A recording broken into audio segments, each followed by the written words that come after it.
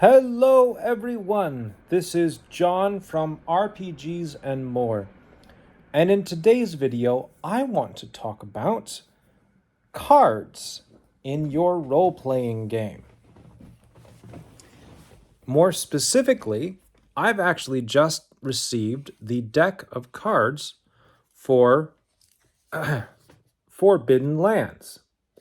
And so this is going to focus primarily on this deck of cards, although I'm going to talk about a few things that involve other games and how their cards work. Okay? So let's start with the idea, why should we have cards in our games? Why can it be a good thing?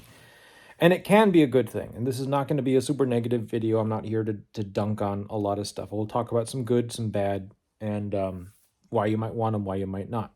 So first, let's start with why you might want them in your game. Well, they are a very handy reference. If there's little details that you want your players to have access to without having to flip open a rule book, putting those references in card form, pretty good idea. As a game master, also, a deck of cards can take the place of some of the things that we typically have on our game master screens. Let's say you're like me and you typically don't like using a game master screen. I don't use it because oftentimes the game master screens are the print's too small for me to be able to read without actually picking up the game master screen and holding it up to my face to read it. In which case they can see all the monsters and miniatures I'm hiding behind the GM screen, and it kind of defeats the purpose, right? Okay. So I tend not to use one, or if I do, I tend not to have any information on it. But you're not me, and maybe you have things that, you like to keep your attack tables on the DM screen. You like to keep your, your monster random charts, or if you do overland travel, whether or not you get lost, you kind of keep that information on there. Prices for things at the local inn, that sort of stuff. Information's easy to keep. But sometimes it's easy to keep these decks of cards. And these decks of cards can do anything from, so Forbidden Lands has a bunch of cards here at the beginning that actually serve as easy reference. We were just talking about that. But let's, for example, we got Attack. The attack card here. And the attack card is kind of neat because it also goes over, it not only just talks about, how do you attack? And it's got that neat little picture and a little on the back, close combat. Cool. So it also says, okay, so attack, a slow attack, or slow attack is a slow action in the game. Okay, that's good information to have. Roll for melee and gear bonus. Extra successes increase damage. A slash requires blunt or edged weapons. And then I can't quite read that word. Target gets +2. That's the one. So one thing here that is a slight flaw. They have a pattern behind the text. Now, it's not a it's not a busy pattern, but it is a different color other than white or black, and therefore it reduces the contrast of the black text on a white background, which makes things easier to read. It is a neat artistic touch, and I like it. And for the most part, I can read it okay. But as we just saw, there's a word here I can't read. And so now I have to get out my handy dandy magnifier, which I'm not going to do at the moment because it's a big one, and I don't want to, mess up the screen. You guys are going to just see a big old magnifier in order to read that. All right. Let's see. And then, so how they're doing this is they've got, the words that are the keywords for what you're trying to do, like slash. Well, that is capitalized. That's all uppercase letters. And the word is slightly larger than everything around it. Actually, I think it's not really larger. No, it is slightly larger. It is slightly larger and completely uppercase. That helps. That helps a lot. But what it does not help is the other keywords within the statement after slash are also fully uppercase letters, but the font is slightly smaller than everything else so that they don't stand out as much. Because the word stands out because it's all capitalized, not because. Anyway, it does make it fit nicer on the card. I get that, especially when you have to be very careful how much you put on cards to make sure you've got all the information. So respect the space. The problem that I have is that slight reduction in the font size means that it's harder to read. And because everything is capitalized, I can't recognize the shape of the word. So one of the ways that someone with visual impairment, they kind of read, is not because they can see all the individual letters of a word, it's because they recognize the shape of the word. I can recognize the shape of the word the at a much greater distance than I can recognize the individual letters THE, especially if they're capitalized. And if they're all capitalized and all next to each other spelling the word the, then I'm going to have to get a lot closer to read it than I would if it was, capital T, lowercase h, and e, because I know that shape. All right? It's kind of a trick to understanding how people with visual impairments, we can sometimes seem to have better vision than we let on or we tell you. And that's not because we are seeing the same things that you are. It's we have recognized the shape of things. I don't necessarily recognize a person who's standing a far ways away from me in detail, but I recognize the color of their shirt and the general set of their shoulders, and I know that person X has a a red shirt of that shade. I'm expecting them to be over there for X, Y, and Z reasons, and they're kind of hunched over in the way that I expect this person usually is. And so I'm going to call their name and see if that person responds and turns around and says hi to me or not. Because I think I know who it is, but I'm not sure. All right. And that's how things tend to operate. It's a bit of let's recognize the shape of things and then hope that we're right. So that's kind of how reading small print goes as well. So when you capitalize everything in a word, you take away the ability for me to be able to recognize the shape of the word. Now, if the print's large enough, this doesn't matter because I can still see the stab and the slash in this card.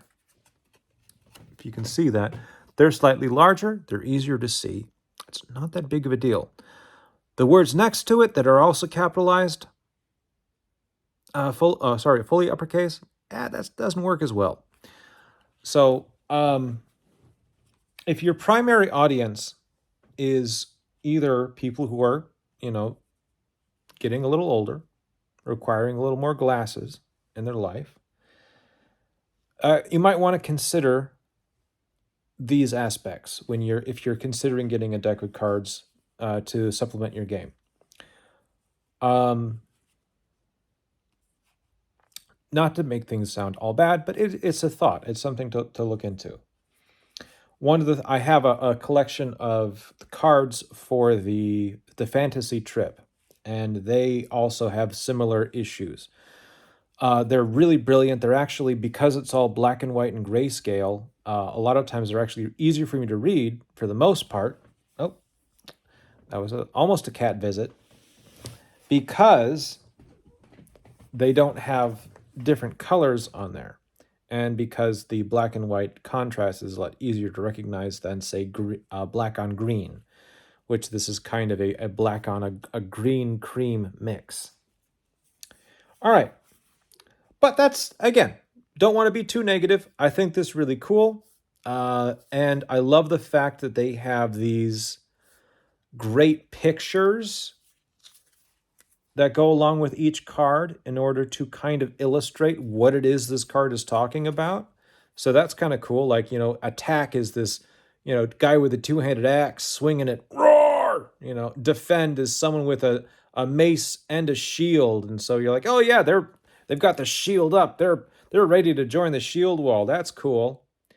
Prepare is someone who's drawing their weapon, so they're preparing to fight.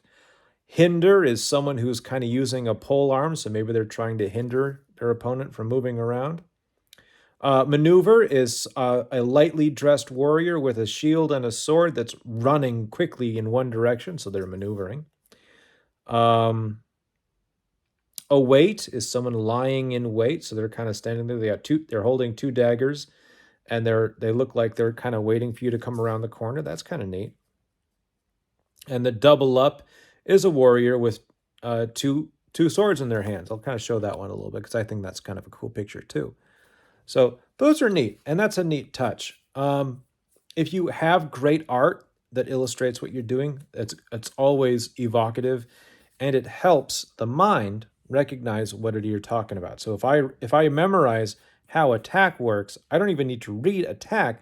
I just have to see the picture, and I wrote, oh, that's the attack card, and that can trigger in my mind the memory of that's how attack works. So those are good things. All right, but let's look at some other cards in this deck. They have a second set of these. That's nice. All right. This is a second set of these cards that kind of illustrate what actions you can take in melee. Always a cool touch. So those are things that you want. Those are rule references in your card deck, and they are positive things to have. I encourage people to have those. Especially if your rule set is slightly more complex. I think that, for example, 5th edition D&D, I don't own the cards that go along with 5th edition D&D, but I imagine that having the decks of cards, if you can read them, is very handy. Unfortunately, because I can't always read the cards, and Hasbro, Magic the Gathering, does not have good history of making cards that I can read easily and recognize all the symbols on. I don't really trust them to have D&D spell reference cards that I can actually read, so I have never bothered to buy a set. Maybe someday if someone has, if a player in one of my games has one, wants to let me kind of look at the cards and see if they work or not, I might take a look, but I'm really not fazed about it, and it's not my favorite system anyway, so I'll stick my tongue out to you. All right, enough of that. So what's some other stuff that can be helpful? Well, I've got these initiative cards that are also here, 1 through 10. That can be kind of cool. It's a neat way to do initiative when you kind of just shuffle the cards and then pass them out. And then they got this nice little special background art that is pure to them, just those cards in the deck. So that's kind of neat. I like that idea. I like the idea of incorporating this as opposed to rolling dice. It doesn't change anything. It's still busting out the cards. It's still kind of, if you're really into the momentum of a scene, it ruins the momentum. But if you're embracing the tactical simulator kind of mindset of we are playing a game more than we are telling a story, then initiative is a really fun and important aspect of that. These initiative cards, they seem pretty straightforward. The numbers, here's the 1. The numbers are nice and big, easy to see what's going on. There's no confusion there. The messages around it, no action used, fast action used, both actions used, slow action used. Okay, so you can kind of you turn the card and you orient it based upon what actions you've used to kind of remind yourself, or the one that's facing towards me, that's the one that I've used so far. That's kind of handy. The print's a little small for my taste. If I was going to redesign this, I'd probably bump that print size up a bit and not make it so that everything is capitalized. Same reasons as I mentioned before. But otherwise, this seems like a pretty handy tool.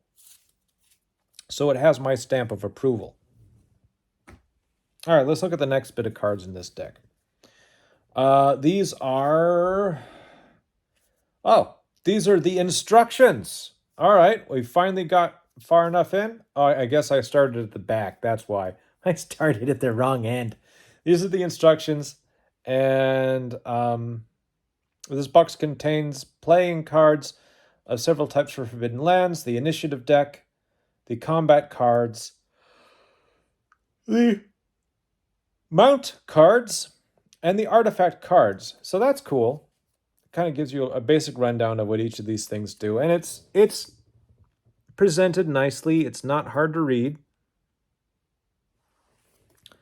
so that's helpful and handy. I like the fact that the artifacts all have this cool art on one side and then a description of what it does on the other. That, in my opinion, is the proper way to do things if you're going to do magic items in a deck. Unless, of course, you're trying to go for the whole random draw aspect of things. Like you're trying to, this deck of cards is, magic items for level X characters. And so you create a deck of that. And so it's all appropriate for that level or that tier of character. And so then that allows you to kind of deal out cards at random, and no one knows what anyone has until they turn the card over.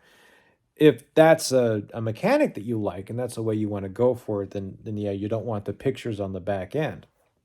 But for me, I like the pictures there, and I like the fact that they're on the opposite side, because then the pictures can get really big and detailed and pretty, because who doesn't like pretty pictures in their RPG stuff? I mean, come on. While still having plenty of room for all the rule information and a little lore blurb. Because if your RPG game has a built-in setting, you should be putting those blurbs about lore in everywhere that you can. Because that'll help you have your lore. The lore helps put the rules for your setting into context. Because anytime you have a setting connected to the rules, then the rules really ought to be forming the setting, or the setting forming the rules. And so therefore, having those lore blurbs help to explain how the rules in the setting interact. And they're something I highly encourage people to do. I love reading that stuff. I still remember back in the day when I was knee-high to a grasshopper and first just learning about computer games. I wasn't quite that young, but anyway, I was first learning about computer games. And one of the first games that I managed to somehow persuade my mother to purchase for me at a computer game shop. I was very excited for this game. The game Diablo. And so this was very interesting, because my mother is very much not into anything that resembles evil. Does not want evil in the game, in her children's lives. So I had to explain. I had to read the box, because I didn't know what it was until I saw the box. I had to read that box very carefully so that I could understand that in this game, you play the hero, and your job is to kill evil. Your job is to defeat it. Your job is to destroy evil. And I had to laugh, because it was between that and a game that was all about being a pirate. And there was a moment when she was more willing to get me the game about being a pirate than the game about destroying evil in Diablo. Well, eventually my words of persuasion and other things that were going on as well worked, and I got the game that had really grabbed my attention. And it turned out to be one of my favorite games for a very long time. The reason why I bring this up, though, is because in the manual of that game, they had little lore blurbs in the margins, little phrases, little sentences. And one of them has stuck with me ever since. And that was a blurb that was on the fighter, with the warriors text. Because back in the day, okay, for those of you who are young people, you may not understand this.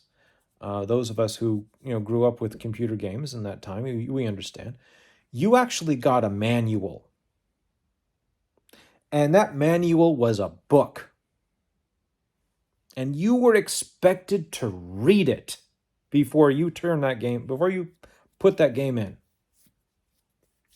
because the book actually explained how to play the game. And because there weren't tutorials. You didn't get a tutorial to teach you the mechanics of the game. You read the book, so you understood the mechanics, so when you saw the mechanic, you knew what to do. But tutorials? Pfft, no. Are you kidding? No, you had to play that game from go. Some games did have a little, like the original Warcraft did have a little bit of a learning, stuff set in where you could kind of figure it let you ease into it. And Diablo was the same way. You could ease into the game mechanics.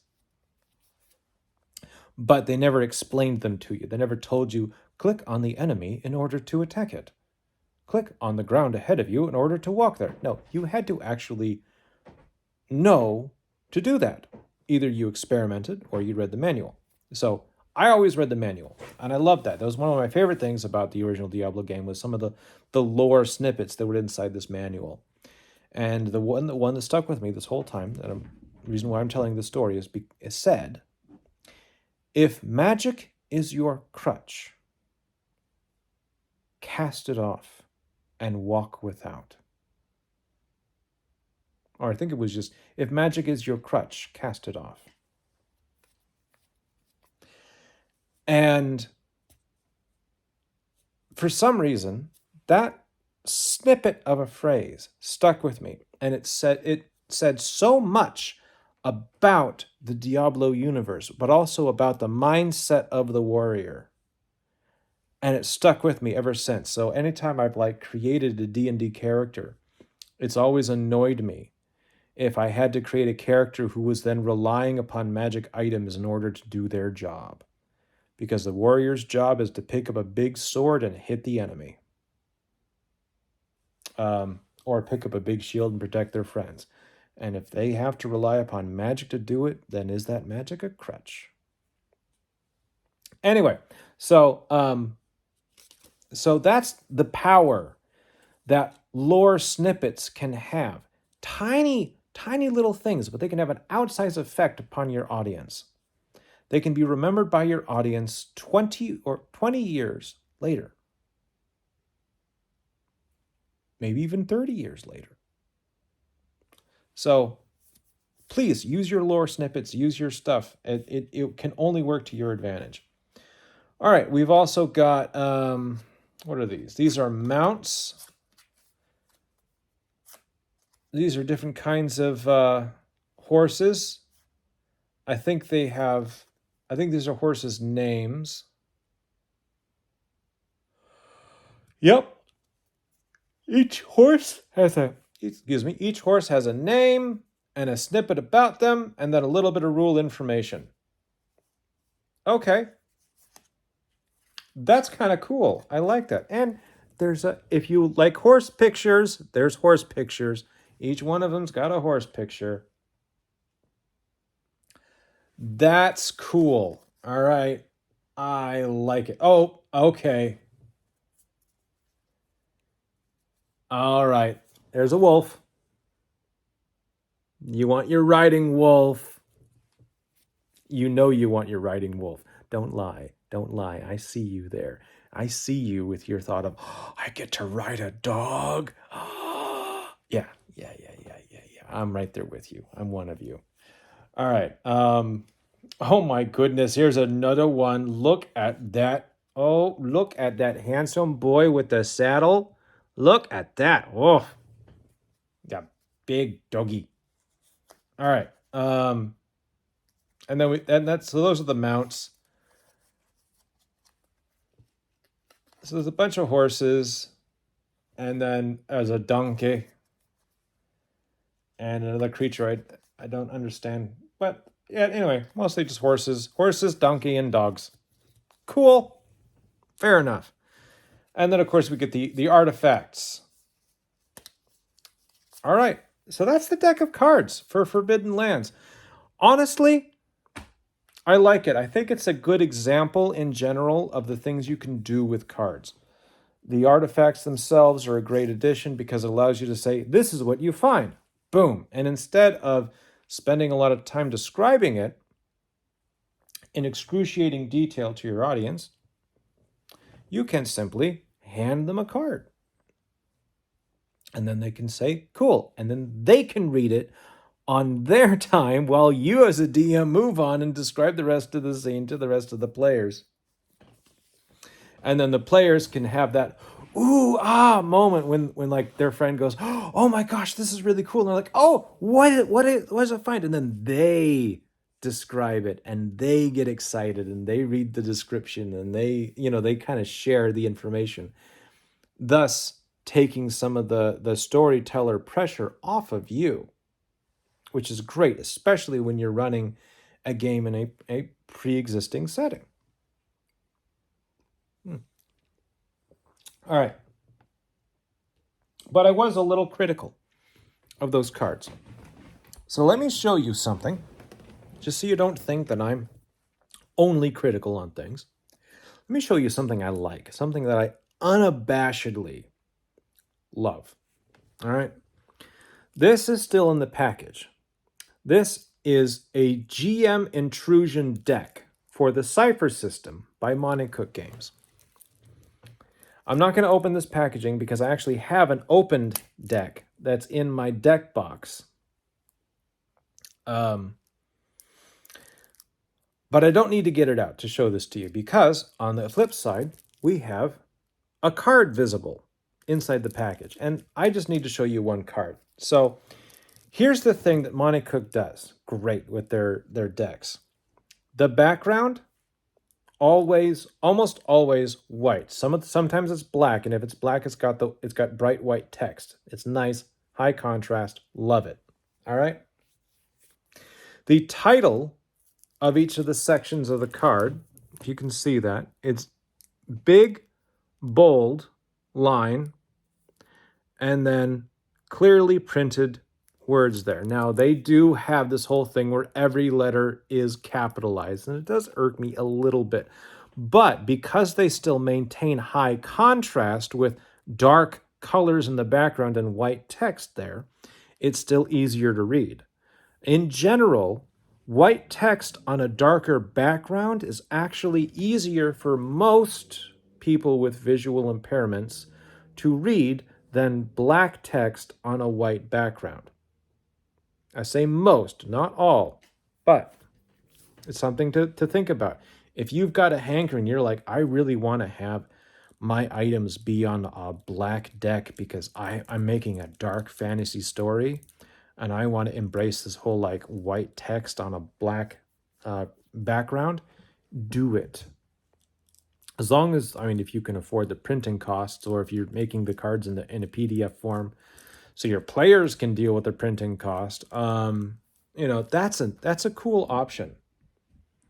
My cat just found a rolled up bit of bandage, unused, still clean, and he's rolling it around the floor like a ball. It's adorable.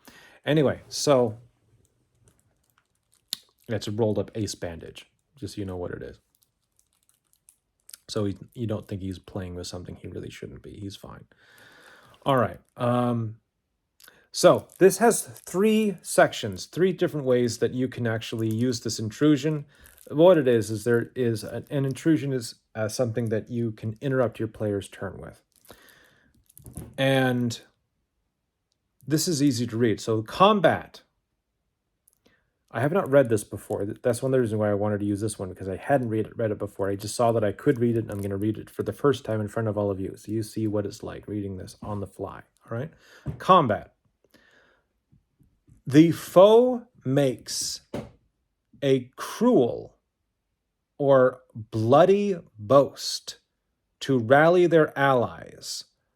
All foes' next attacks are eased. All right. No words were unreadable. It was a little slow, but no words were unreadable. All right. You can also see what what distance I have to hold these at, and what distance the other players might have to. Okay, excuse me. Interaction.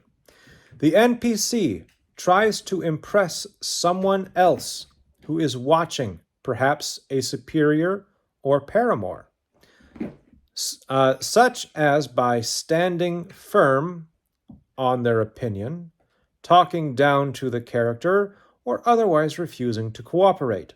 The interaction is hindered until the character finds a way to overcome this obstacle. All right.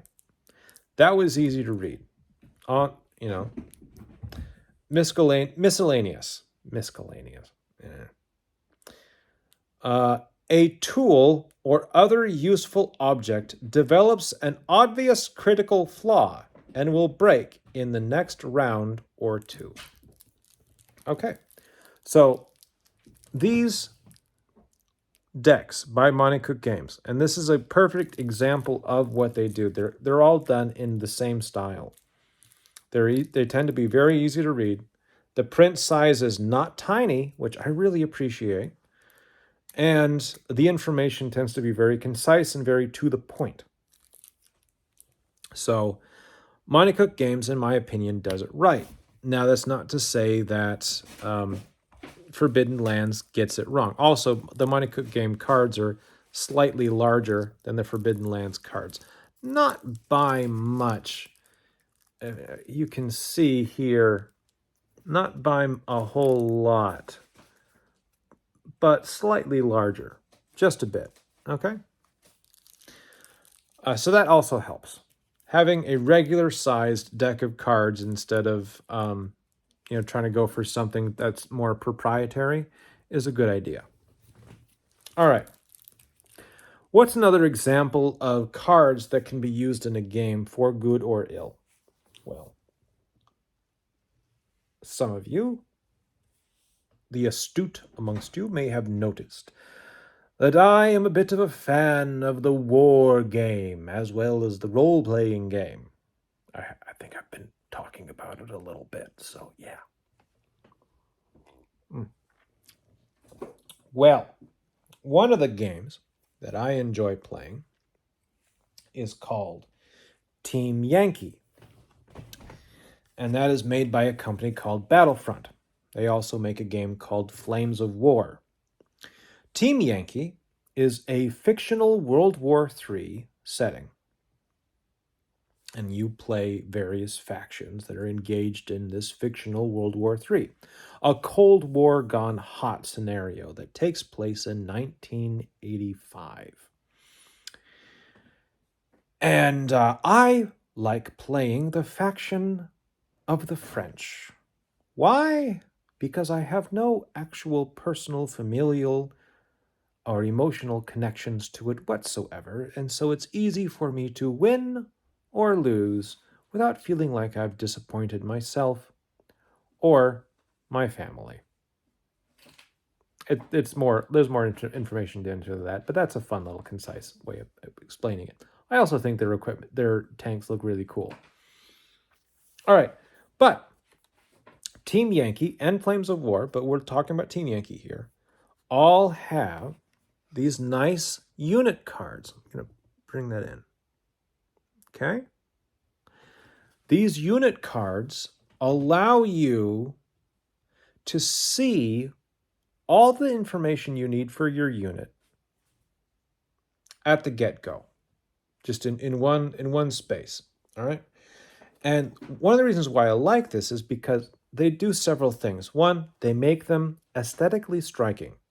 So the outline of the nation's flag that this card represents their equipment is all along the outer border of the card. Normally, I'm not a fan of borders, but this is a very thin border, and it serves to put everything in context. So therefore, for example, if you have a card box with lots of different nations in it, you're always going to be like, well, I know where, the French are because I just have to look for the outline of the French flag. Okay, that makes sense. Or the West German flag. I can look for, that outline. It makes searching through things a lot easier. Another thing that I enjoy here is that the flag again is repeated on the upper right and upper left hand corner of the title of the card. So again, if you weren't sure that this was a French unit, you'd see it 3 times. But it creates that consistency that I really enjoy. All right. Now, then we have this whole title section. It's a dark color, with white text, high contrast. Yes, it is written all in capital letters. Yes, that does still bother me. But because the important part, the Milan section Antichar, is so large print that it doesn't actually bother me. It doesn't cause a problem because I can actually, when I hold it this distance away from me, I can read it just fine. I'm not trying to memorize shapes or anything like that. I can actually read Milan section Antichar. All right. Now the part underneath it, I'd have to get up about that close, and I still can't actually make it out. So that would require a magnifier for me to be able to read this little itty bitty part right underneath the title. It's so tiny. Can you see that? Oh my goodness, look at that.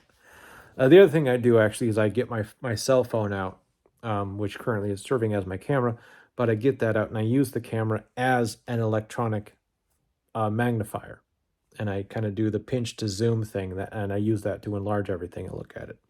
So that's another reason why I'm not doing that here, because I'm kind of already using it at the moment. All right. Underneath that, you've got keywords. All right. They're large. They're black text on a lighter background. Not my favorite aspect of this card, but effective.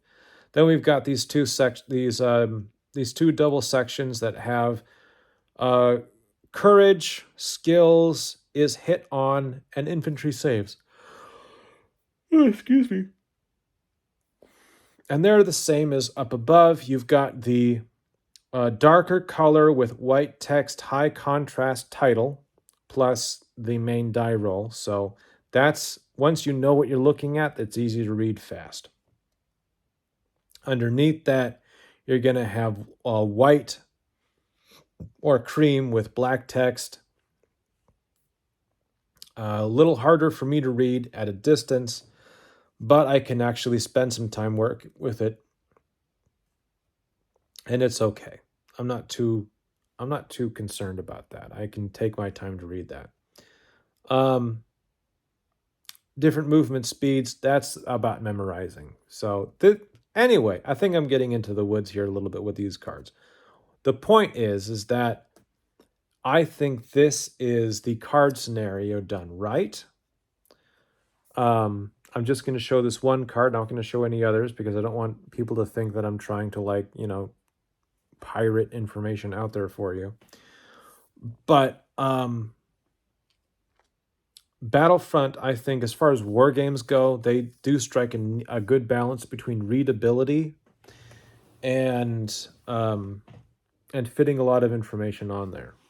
Because the main issue that I mentioned, that I had problems with Magic cards. The main issue that I had with Magic cards in the past has been that they cram so much information into those things, and they have black text on dark backgrounds, sometimes with a lighter outline to it in order to, make it slightly easier to see.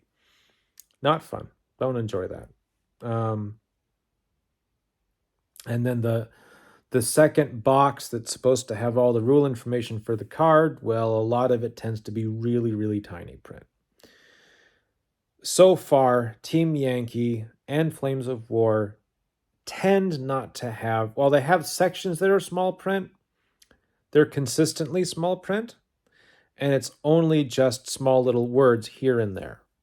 And so once you start learning your units, it's a lot easier to recognize what something is, or if you have to, enlarge it to look at it, you already know where you're looking. You're not then having to enlarge it and then scan again to find the area that you're looking for. So I like the cards. I think that they are a good example of how to do a card for a war game and make it an effective tool even for someone with a visual impairment. I'll be perfectly honest, I almost enjoy using the cards more than I do using the rule books, because the cards are slightly more portable.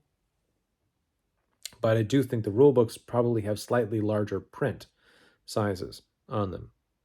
And you can still use the rule books. I mean, there's nothing saying you can't, nothing saying you shouldn't. I do encourage it. Excuse me. But so those are some examples of the uses of cards in games. That's kind of why you'd want to use them. A reason why you might not want to use them. Well, let's say A, you don't personally like having a lot of cards at the table when you're playing your RPGs or your war games. Well, if you don't like having it there, then there's no reason for you to produce that material, because if you don't like the material and you don't want the material, then pretty much can guarantee that if you make it yourself, you will not make a good one. That's not to say you can't, or not to say that you're a bad person. It's because we tend to do our best work on the things that we care about. So if you don't care about having cards at your game, don't worry about it. It's okay. You don't have to do it because you think you need to shoehorn this in order to be popular. That you don't. There's a lot of games out there that never have had cards and probably never will, and they're just fine. And so you can make your game and keep siding into that one. You don't need to fit in with any kind of trend. There's no trend to fit into. It's just tools. All right.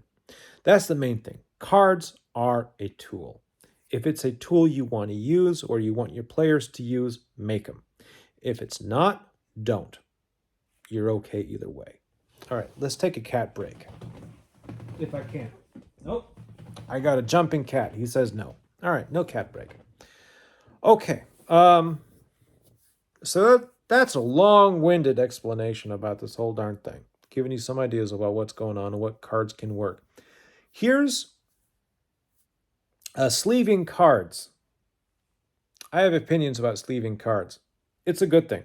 Do it. If you are going to be using those cards more than a couple of times, sleeve them or put them in a binder. I mean, card binders are still fun, right? That's still a thing, right? I'm not an old fuddy-duddy. No, I'm not wrong. You're wrong. Sorry, that's the energy I felt at that moment. Yeah, I think that cards can be great, especially the cards that have been treated so they are great for dry erase. Really cool. Excuse me. I don't have an example right in front of me for this video, but you can also actually get decks of blank cards on Amazon. And you can use those to make your own decks of treasure cards or monster cards. And those monster cards can be really useful for a role-playing game. If you have a compact stat block for your game and you just want to, shuffle up select the monsters that might be in your random monster table, then you can just kind of shuffle the deck and then deal out X number of cards in order to create a random encounter. Maybe you just draw one card. That's great.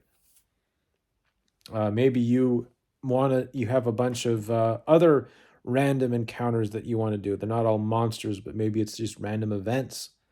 And you want to kind of write up a little blurb on each one, or even just a key word, Skull Mountain, or abandoned caravan, or any other big evocative notion that you want to write in order to help inspire yourself. You kind of create this deck of cards of evocative words and then draw them out in order to kind of even create a sort of card-based oracle for yourself if you're doing solo play.